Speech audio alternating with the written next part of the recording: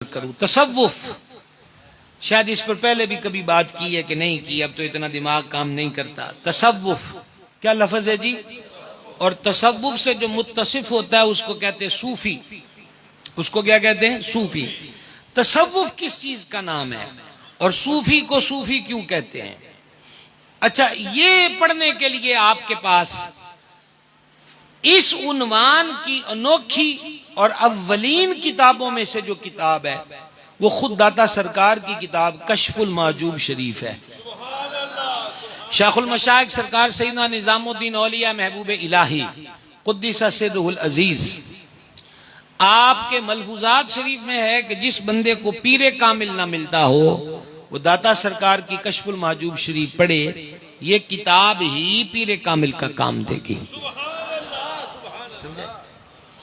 تے اسی جناب مکھانے کھان والے تے دودھ پین والے درویشاں کی کیتا؟ اخے داتا صاحب نے اپنی کتاب چ لکھیا جنہیں میرے کو آنا ہے پہلے پیر مکی شاہ سلام کرے.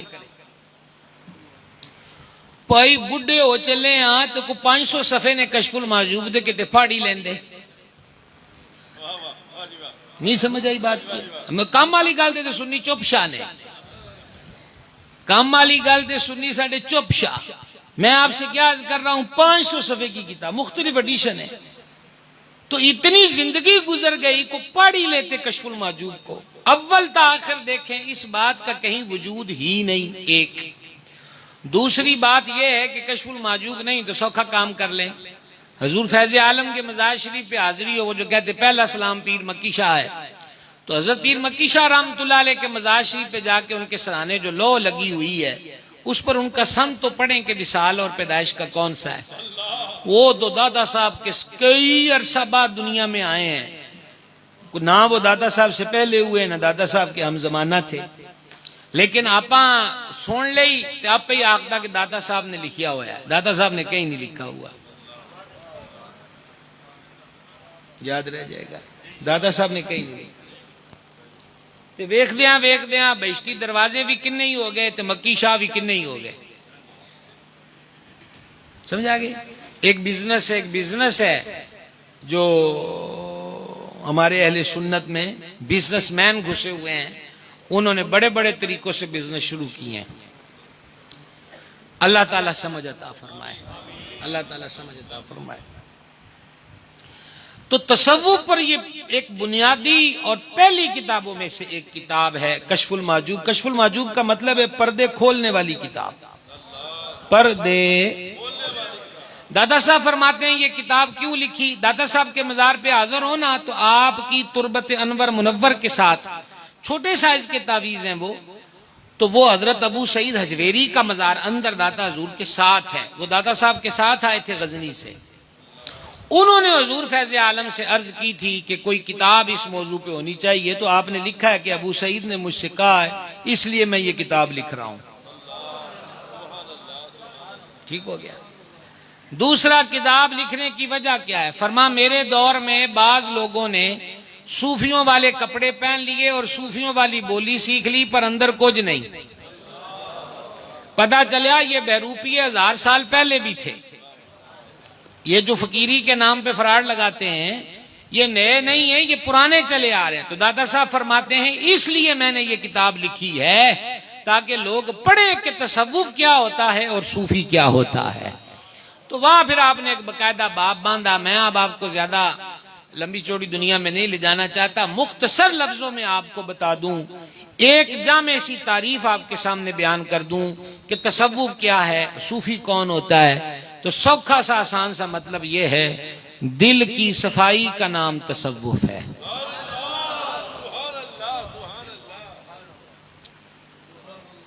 اگلا جملہ میں نہیں کہوں گا جب تک یہ سارے سبحان اللہ نہیں کہتے.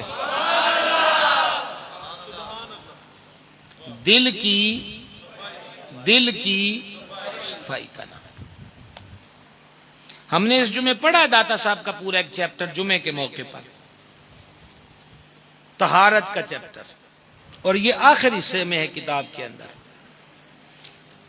اور آپ کو وہ خلاصہ پیش کرنے لگا ہوں نہایت سوکھے لفظوں میں.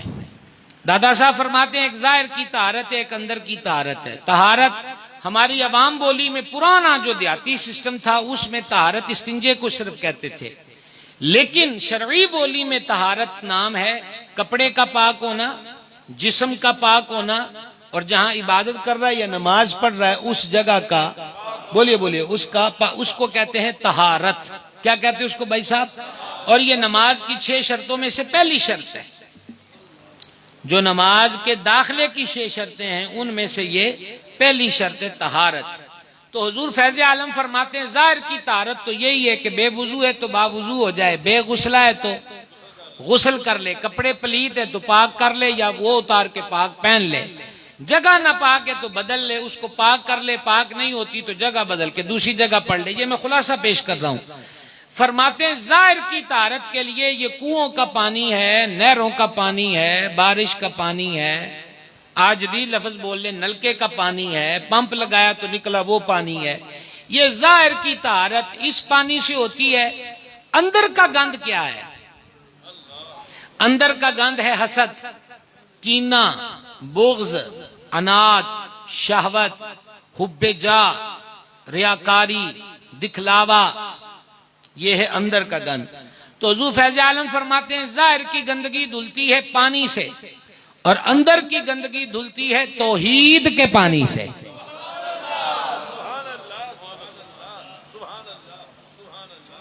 کس پانی سے؟ توحید کے پانی سے۔ توحید کا پانی کیا ہے؟ آگے داتا صاحب فرماتے ہیں اس کے لیے کوشش کرنی پڑتی ہے۔ اس کے لیے کیا کرنا پڑتا ہے؟ کوشش۔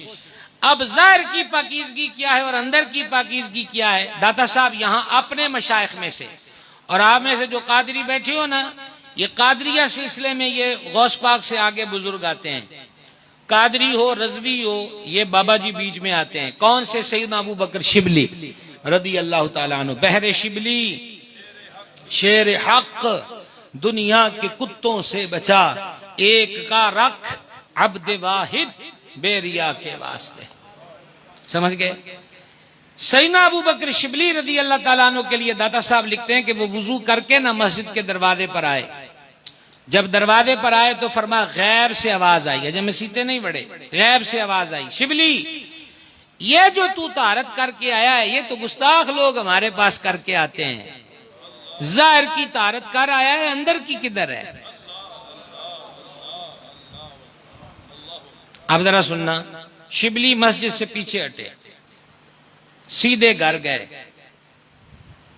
لنگر آلے آ جاؤ، لنگر آلے سن دے ہوندے نا داتا صاحب آواز آ رہی ہے تو آج ساڑھے کولوں بھی لو داتا صاحب دا لنگر، یہ کشف المعجوب کھول کے بیٹھے ہیں آپ کے سامنے جناب، اس لیے میں نے کہا لنگر آلے آ جاؤ، پتیلا نہیں ہے جڑا کھڑکاواں، سمجھائیے۔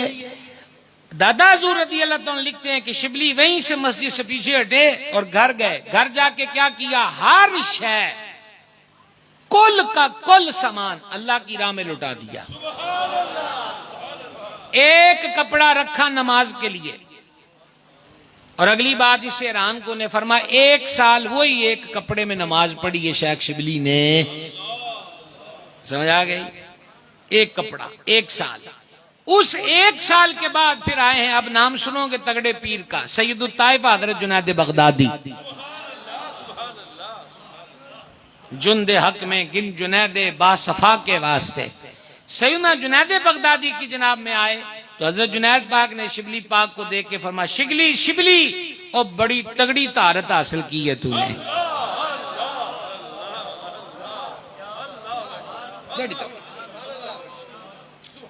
اب ذرا اگلی بات دیکھنا باطن کی تھا، یہ تصوف یہ ہے، لمبے لمبے کانٹے، لمبے لمبے کڑے، چوڑیاں، انگوٹھیاں، چھتے چھتے بال، رنگ برنگے چوگے، یہ کوئی تصوف نہیں، میں اپنی مرضی سے نہیں کہہ رہا، یہ داتا حضور کی بات آپ کو سنا رہا ہوں،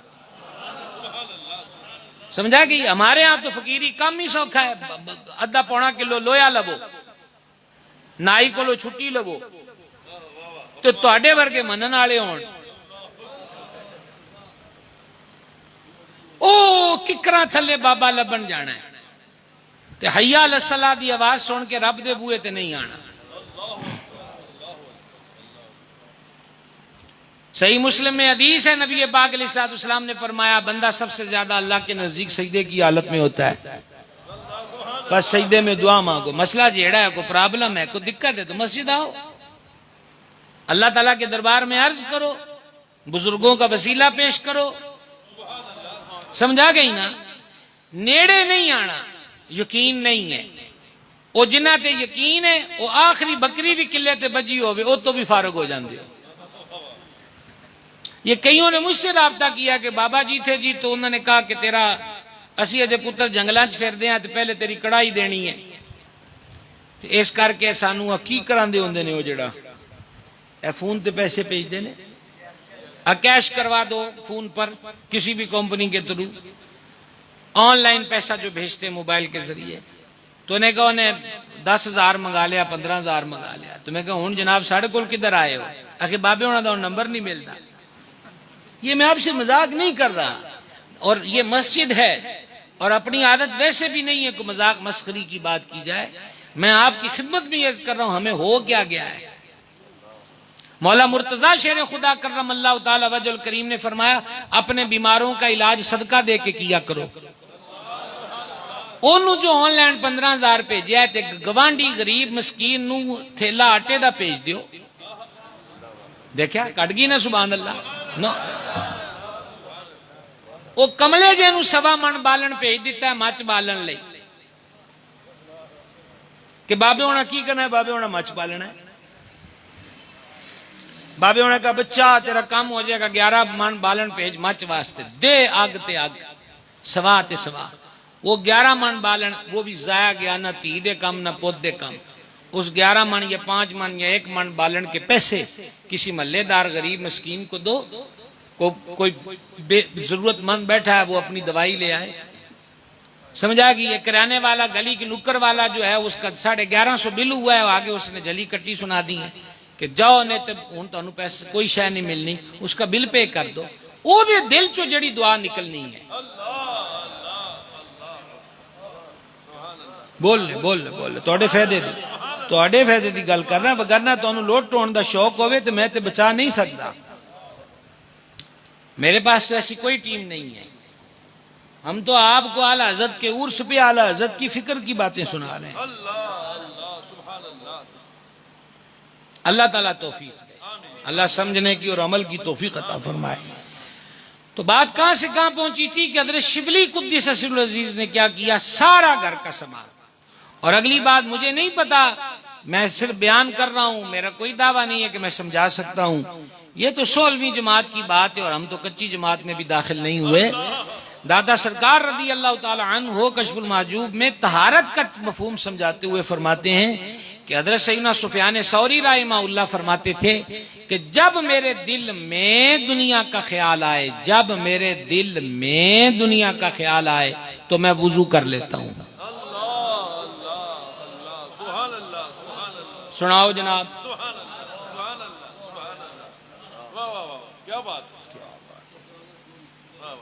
بڑا تگڑا ولی ہے۔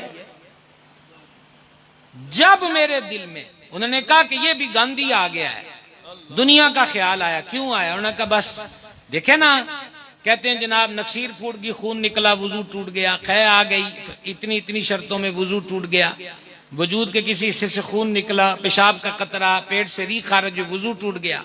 صوفیہ کہتے ہیں کہ دل چ پیڑا خیال آ گیا نا، ہن وضو سیدھا نہیں رہا۔ سبحان اللہ۔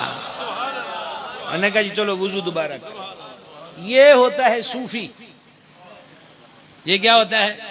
آؤ اب آپ کو داتا صاحب کا مشاہداتی واقعہ سناؤں جو خود فیض عالم نے لکھا، جو داتا صاحب سے پیش آیا۔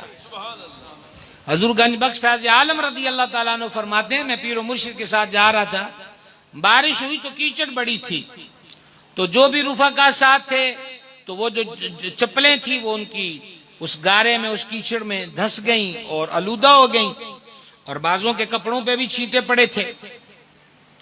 فرماتے جب ہم کیچڑ زدہ ایریے سے باہر نکلے نا، خشک جگہ پر آئے، اچانک میری نظر پڑی کہ میرے مرشد سائیں جو ہیں سرکار سیدنا ابو الفضل الختلی رضی اللہ تعالی عنہ، داتا صاحب کے پیر صاحب، دادا صاحب فرماتے ہیں 60 سال انہوں نے یہی جد و جہد کی ہے کہ لوگ مجھے نہ پہچانیں.